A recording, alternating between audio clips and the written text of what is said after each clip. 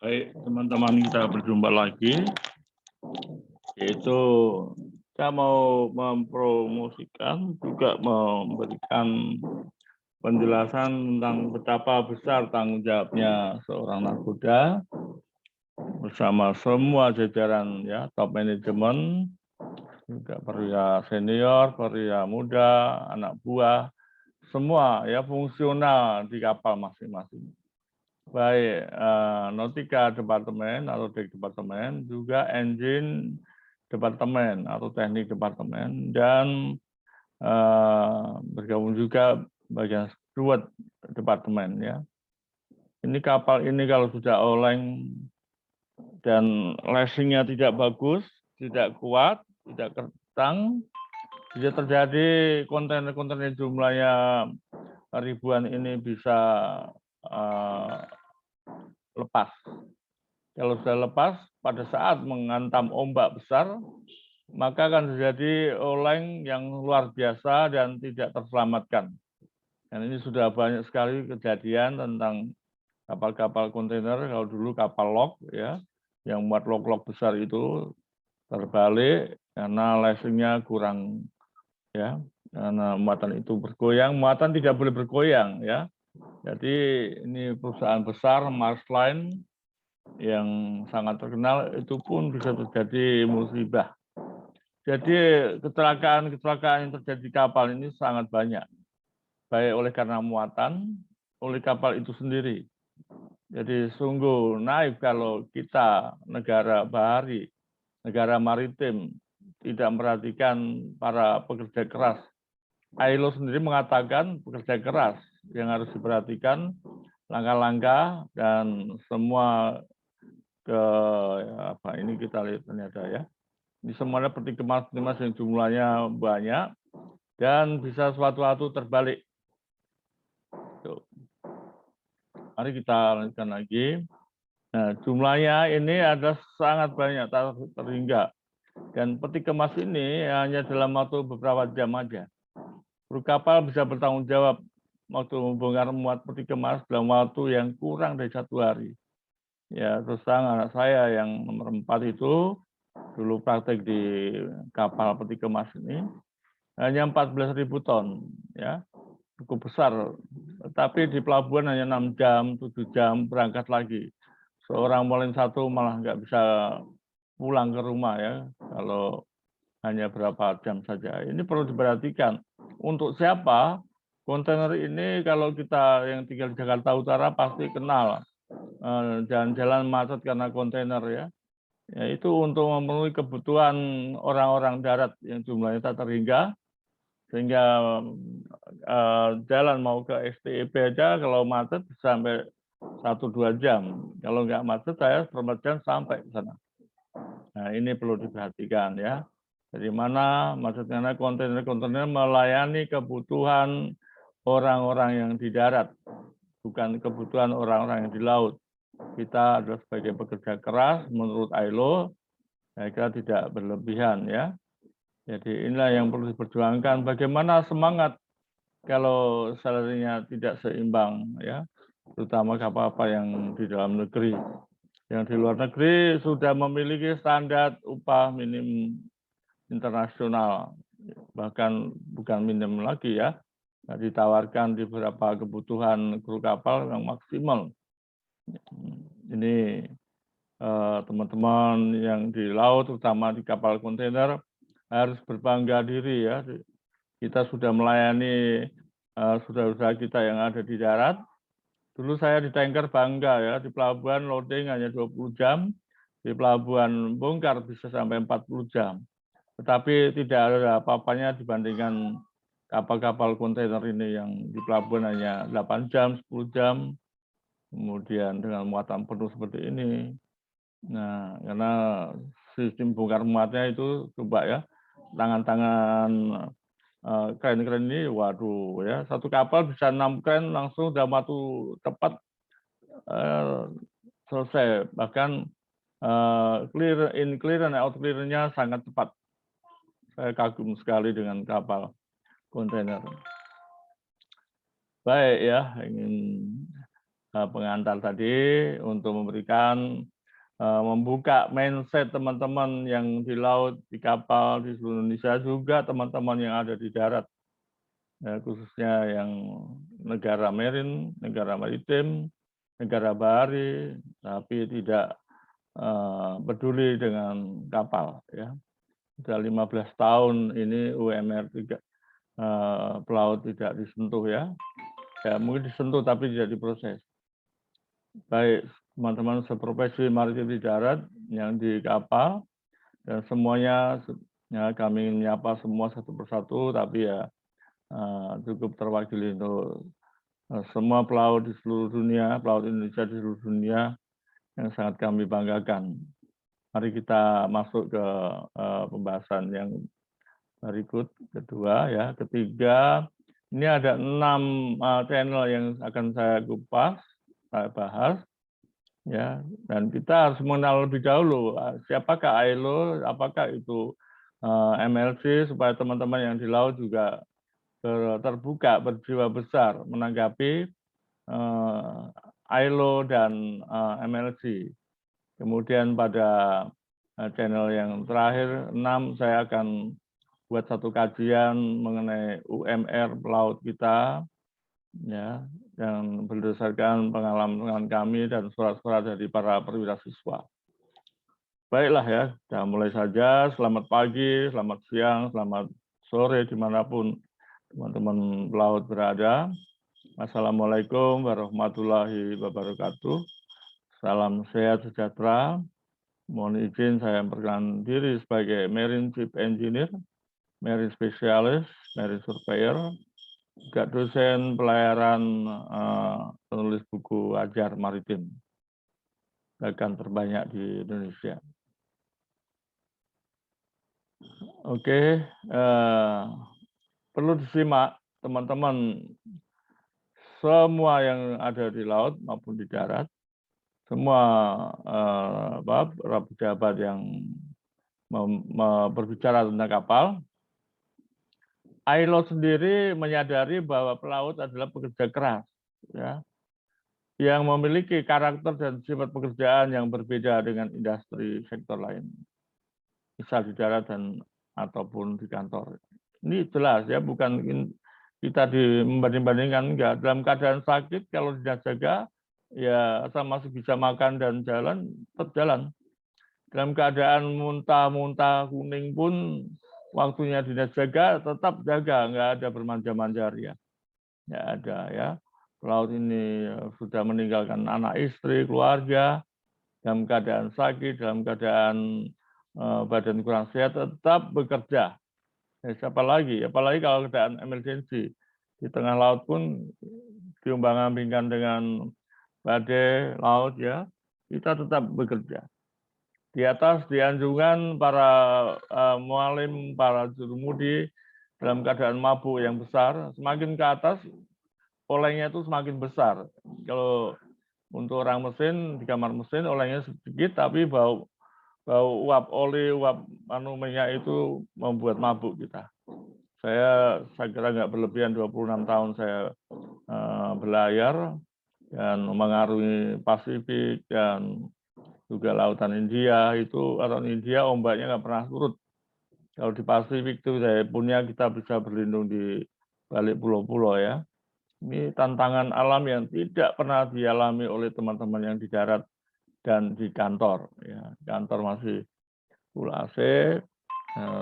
Ya kesibukannya mungkin sama, tapi tantangan bahayanya berbeda. MLC, kurang ya, Maritime Labour Convention, ini adalah instrumen hukum yang dibuat oleh ILO yang diadopsi pada bulan Februari di Jenewa, Swiss. Ya, apa isinya nanti kita akan bahas selintas. Ya, risiko yang paling besar kalau terjadi kebakaran begini mau lari kemana ya? Pertolongan yang diharapkan dari darat itu hampir nggak ada. Ya kecuali terlambat sudah 3 hari atau di laut yang contoh yang nyata saja, Tampu Mas II pada tahun 81 Januari tanggal 27 tenggelam dengan tragis.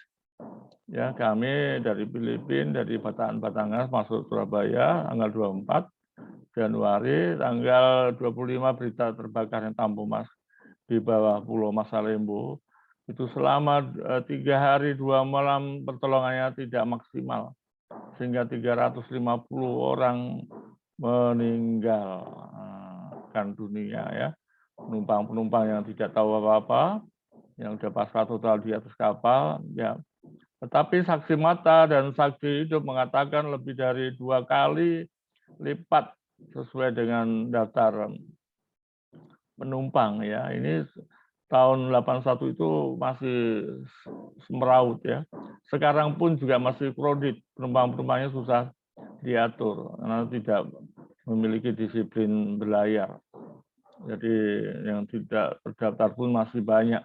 Nah, ini yang perlu Bapak-bapak Sabanda dan Bapak pemilik kapal, pemilik muatan, pemilik agen-agen penumpang membenahi ya. Oke ya, ini experience sudah saya bahas ya tatap muka, kemudian juga sebagai dosen sudah saya lompati aja.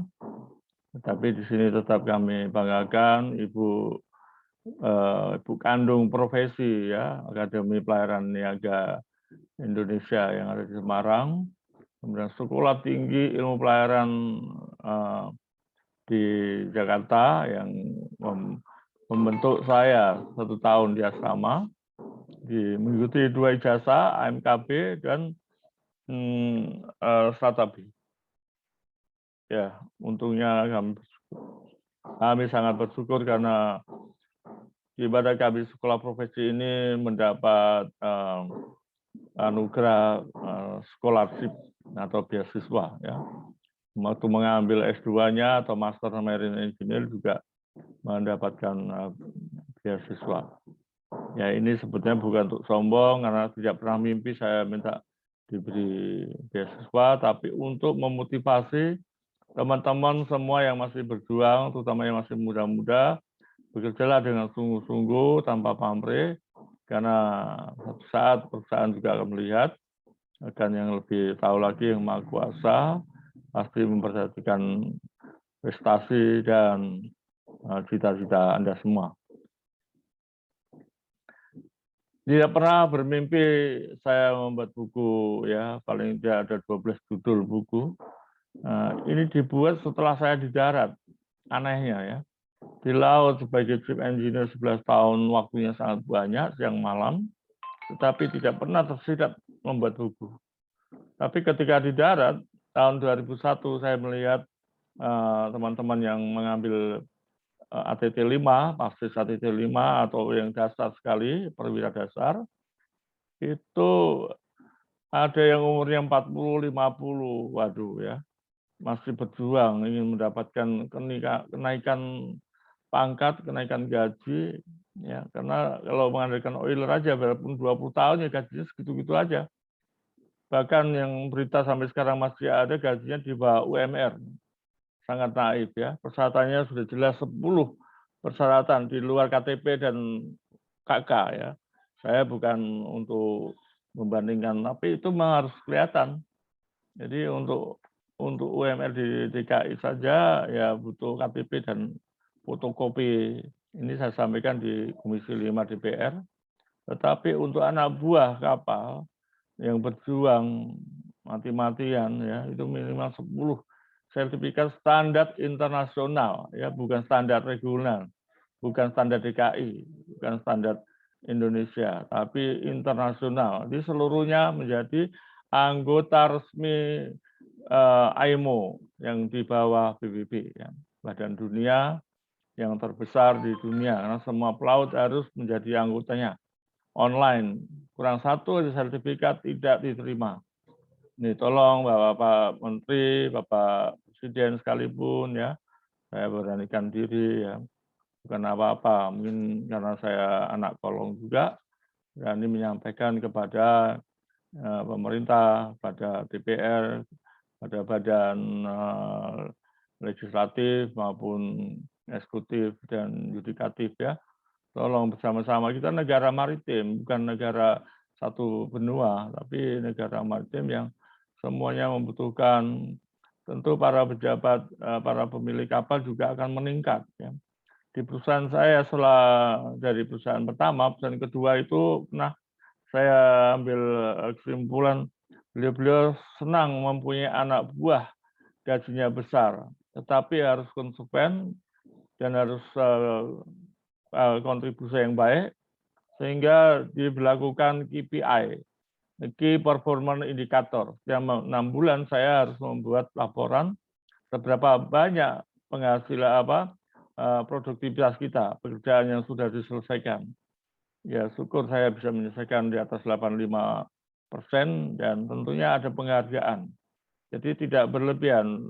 Mohon maaf ini untuk perusahaan-perusahaan pemilik kapal juga bisa meningkatkan dengan salari yang melebihi dari standar. Itu produktivitas kapal, keselamatan kapal, performa kapal, keamanan dan yang diharapkan oleh pemilik kapal maupun dari biro klasifikasi maupun dari sah bandar akan meningkat, pasti itu ya. Bukan mendalu yang maha kuasa, tapi pasti. Itu saya alami selama 14 tahun di perusahaan Medco Energy. Pak Arifin, mohon maaf ini minjam nama Pak Arifin Manigoro di dalam sambutannya setiap tahun 2 kali itu dengan sederhana tetapi bisa memberi motivasi kerja kepada karyawannya ya dengan mengutamakan 3T ya, yaitu tahu pekerjaannya pasti tahu untuk orang kapal ya, tahu bahaya-bahayanya. Untuk orang kapal pasti tahu, tapi untuk orang darat belum tentu tahu. Dan tahu cara mengatasinya, pasti tahu ya. Asal semua kebutuhan pelayanan di kapal itu dilengkapi. Ya. Antara lain buku ini adalah manajemen budaya keselamatan keamanan dan pelayanan kapal. Ini kami buat dan kami gandeng ada saudara kita Kolonel Widikto dan Dr. Disamin Simatupang, ya semua kami bertiga dosen STP. Ini buku terbaru tahun 2018.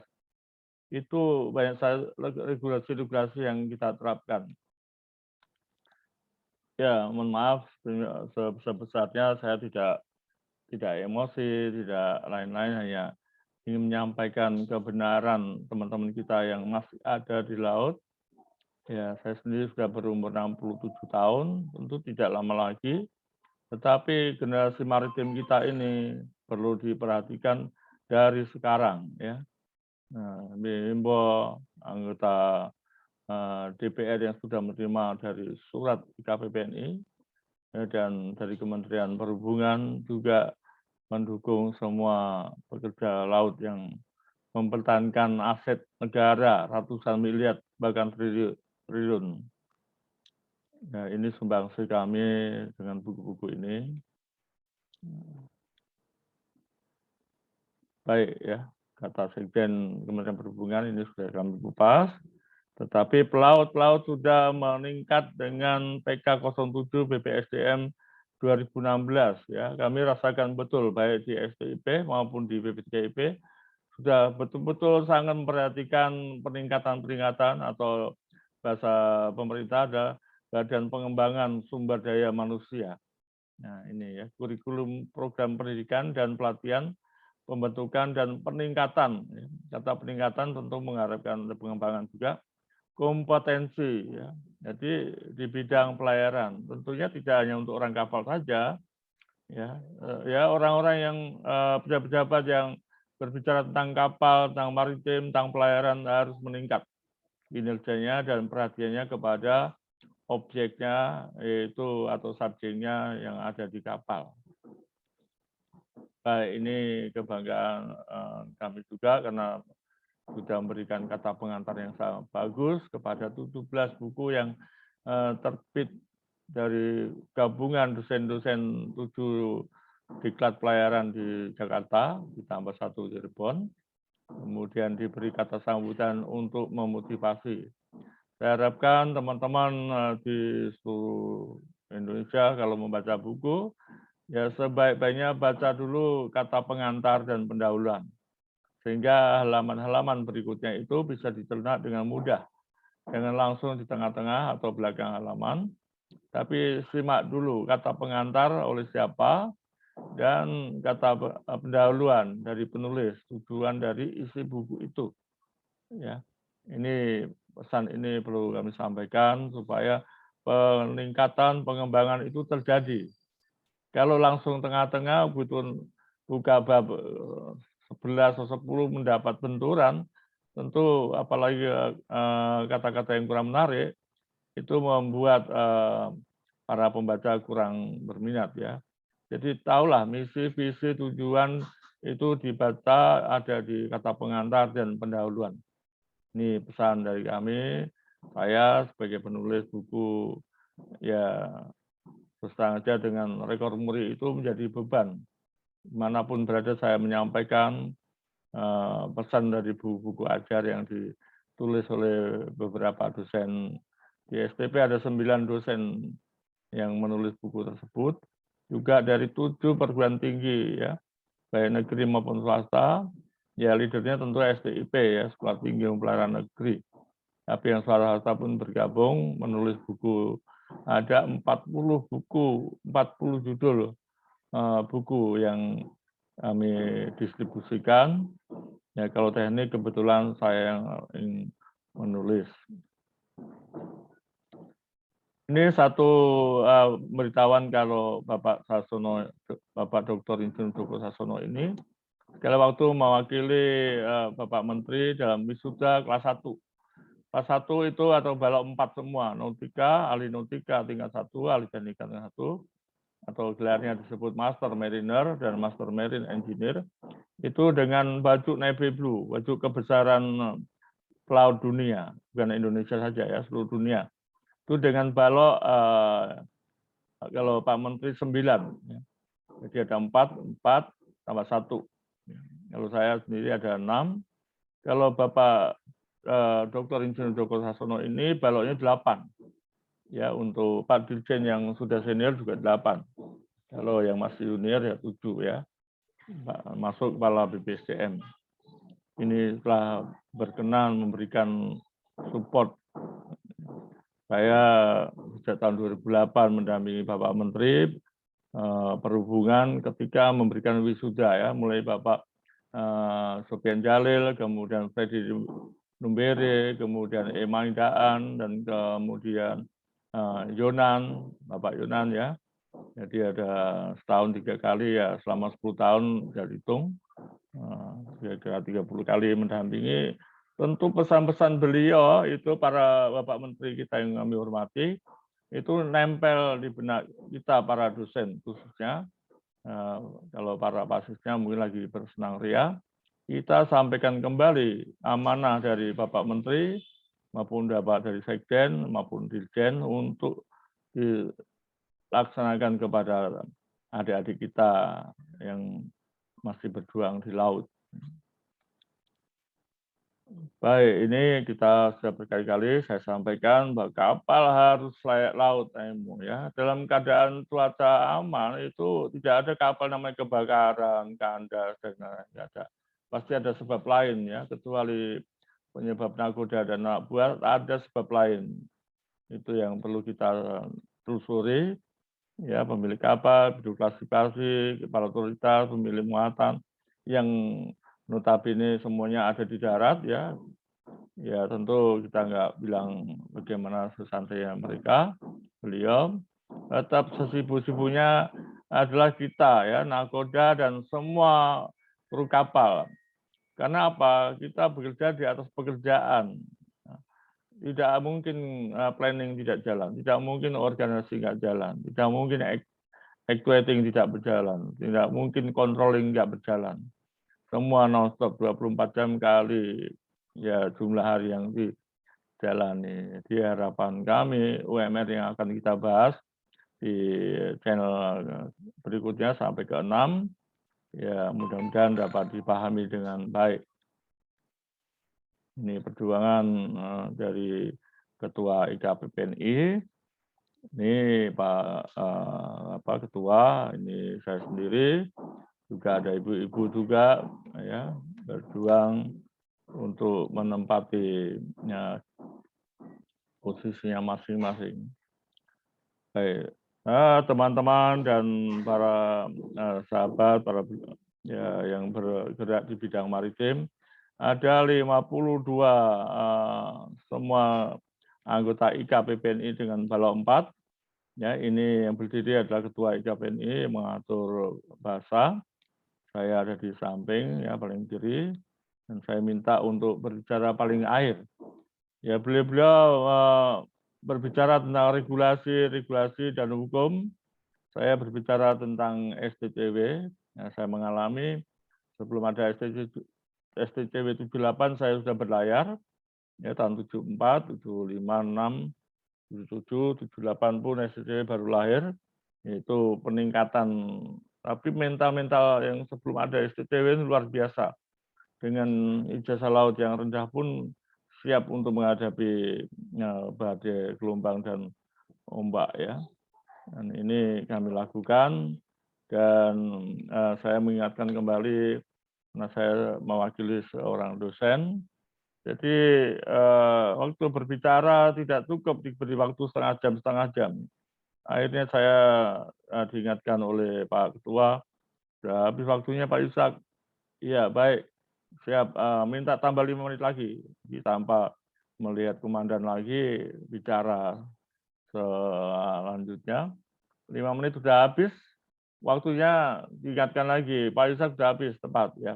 Baik, tambah lagi 1 menit ya, terakhir. Nah, itu ya. Betapa semangatnya mewakili teman-teman yang 52 orang ini. Tentunya semua ingin bicara ini. Saya kalau ditanya satu-satu pasti ingin bicara, apalagi yang memang masih ada di laut ya. Nah, ini kami terima kasih kepada Bapak Ketua Kapten Duyono Suyono yang telah mengkoordinir anggotanya IKPNI membuktikan bahwa kode etik IKPNI harus berjalan dan didengar. Bukan didengar saja, ditindaklanjuti oleh Komisi 5, Komisi 9, DPR RI untuk bergerak ya.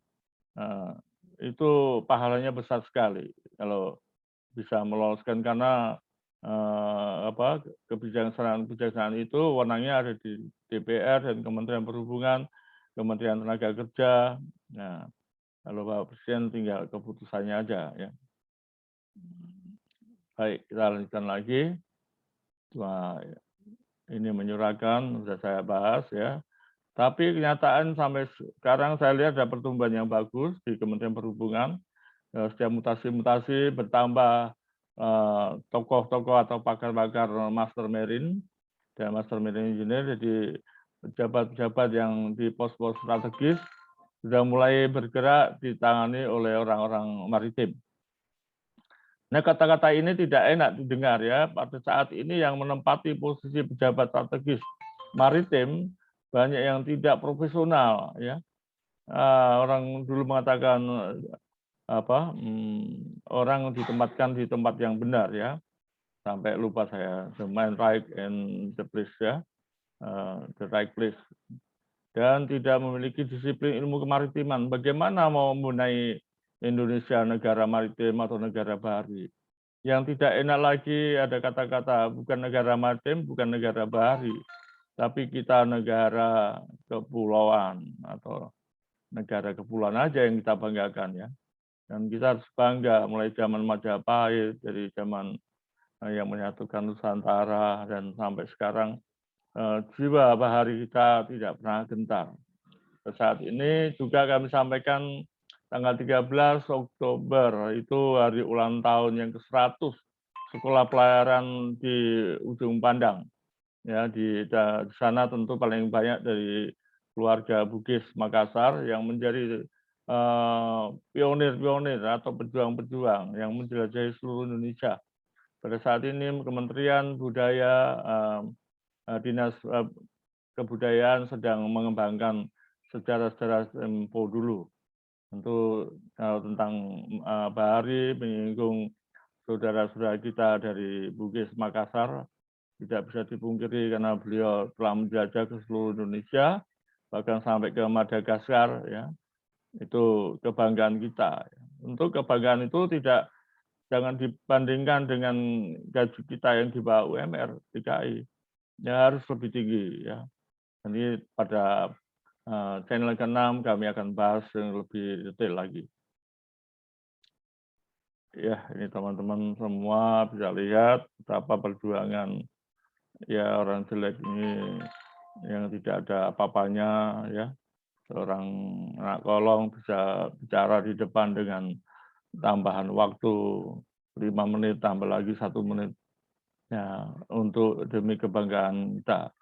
Jadi peringatan hari ulang tahun yang ke-45 jadi engineer betul-betul menjadi kebanggaan kami semua, sudah mengabdi kepada negara, idealisnya gitu, kepada perusahaan, kepada keluarga. Oke, STCW sudah tidak dibahas lagi, UNED sudah clear ya. Saya bilang karena tidak berani menggunakan 100%, 99% pelaut di Indonesia ya yang taraf nasional maupun internasional sudah 99,9% sudah terpenuhi. Hanya di bagian ini, saya kira pemerintah bisa bangga bahwa teman-teman bekerja di kapal sesuai dengan amanah ILO, International Labour Organization, bahwa pelaut-pelaut adalah merupakan pekerja keras, dan di Indonesia ya dapat katakan 99% sudah memenuhi kebutuhan STCW amandemen 2010, termasuk saya ya. Saya tahun 2012 juga saya lengkapi, bahkan ingin berlayar lagi ya di usia 62 saya masih ingin berlayar lagi. Nah, ya kami himbau MLC ini yang harus menjadi fokus, tidak ada salahnya. Motonya ya seperti perusahaan saya terakhir kemarin, kalau karyawannya gajinya besar maka produktivitas akan bertambah. Ya, saya kira seirama dengan ILO juga mengatakan demikian. Peningkatan ini untuk menunjang betapa kapal-kapal yang harganya mahal itu ada harus ditangani oleh orang-orang yang profesional. UMR ya, ini bahasa terkenalnya UMR ya. Tapi UMR itu upah minimum regional. Di darat di seluruh Indonesia kami tangkap sudah sangat baik, tapi usulan ML laut masih kurang, masih tanda tanya. Ya ini sudah kami bahas juga, nanti bisa dilihat di berikutnya. Ini persyaratan ya, supaya terbuka. Teman-teman yang nomerin supaya jelas boleh ditanyakan kepada siapapun ya, baik perwira maupun anak buah. Semua anak buah yang di kapal nasional maupun internasional, yang di dalam negeri maupun luar negeri harus punya ini. 10 kurang 1 aja tidak akan diterima ya, walaupun jasanya punya insinyur, punya sarjana-sarjana seperti PTN maupun PTS, tidak punya 1 ini yang namanya BST, tidak diterima di kapal. Kapal bentuk apapun, jenis apapun, tidak bisa. Orang yang punya ATT atau ANT 5, 4, 3, 2, 1 yang sudah mempunyai gelar master mariner pun tanpa ada 1 ini tidak diterima, 100%. Ya, tidak diterima. Jadi betapa ketatnya untuk bicara tentang maritim. Ya. Oke, ya, ini untuk para perwira mesin 15 sertifikat tadi, untuk perwira dek paling enggak 20 ya. Tidak akan jauh informasi ini karena anak saya nomor 4 itu mempunyai 20 sertifikat nih baru boleh bekerja, ditambah ijazah perwira lautnya ya. Jadi kurang 1 aja BST tidak laku semua. Ini jelas luar biasa, miris ya. Pandemi COVID ini boleh menjadi alasan perusahaan, tetapi jangan menjadi alasan tujuan dari MLC 2006 ya. Khususnya tuntutan kesejahteraan bagi awak kapal cukup menjadi beban, boleh ya, khusus awak kapal cukup menjadi beban yang berat bagi perusahaan pelayaran. Tapi sampai kapan ya? Sudah 15 tahun. Ini enggak saya tulis 15 tahun, oleh karena itu pada saat ini asosiasi pemilik ya, dalam hal ini INSA, operator kapal dan pemilik kapal menunda memberlakukan MLC sampai kapan? Ya, pertanyaan ini kira-kira sampai kapan? Ya, kami harapkan dalam waktu dekat setelah selesai pandemik tidak ada alasan untuk merealisasi perusahaan-perusahaan yang sudah bangkit ya. Kalau tidak ya perusahaan pelayaran akan semakin bagaimana mau berkembang atau mau maju atau ketinggalan zaman ya. Jadi memang sekarang pandemi COVID ini membuat seluruh ya teman-teman kapal juga kami himbau untuk bersabar, nakoda maupun semua jajaran anak buah teman-teman kita. Pandemi COVID ini merajalela ya, tapi diharapkan tahun depan udah aman dan semuanya akan berkembang dengan baik. Ini menyinggung ada pandemi ini ya. Sejak diadopsinya MLC ini, pemerintah Indonesia melalui Direktorat Jenderal Perhubungan Laut dan Kementerian Negara telah berupaya merespon. Nah, betul ya, tapi belum terasa terhadap dampak pemberlakuan MLC. Saya hanya berkata, sudah 15 tahun tidak kunjung ada.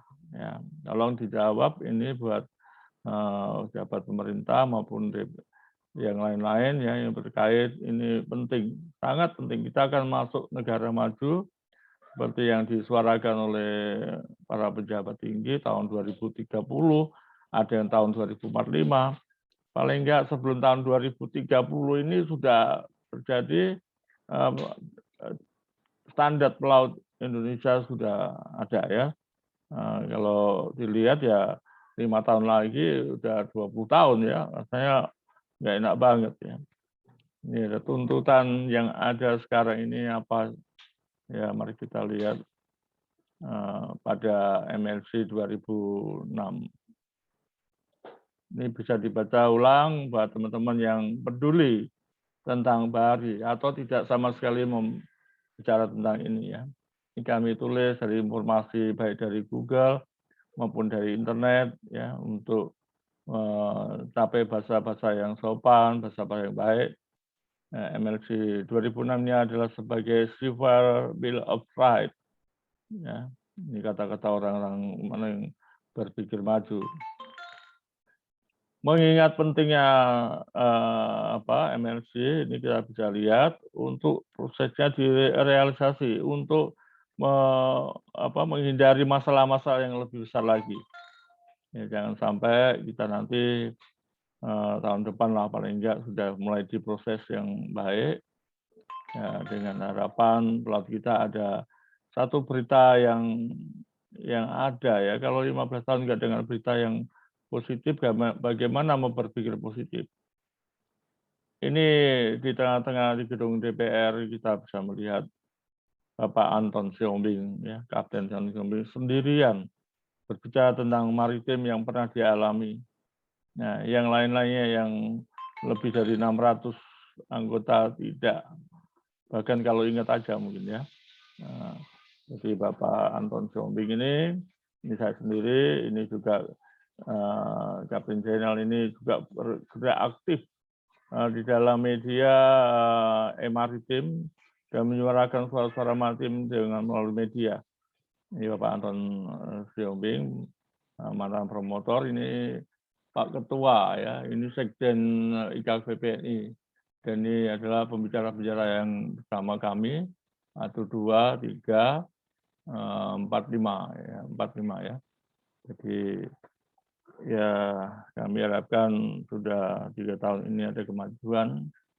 Tentu harapan kami tidak berlebihan.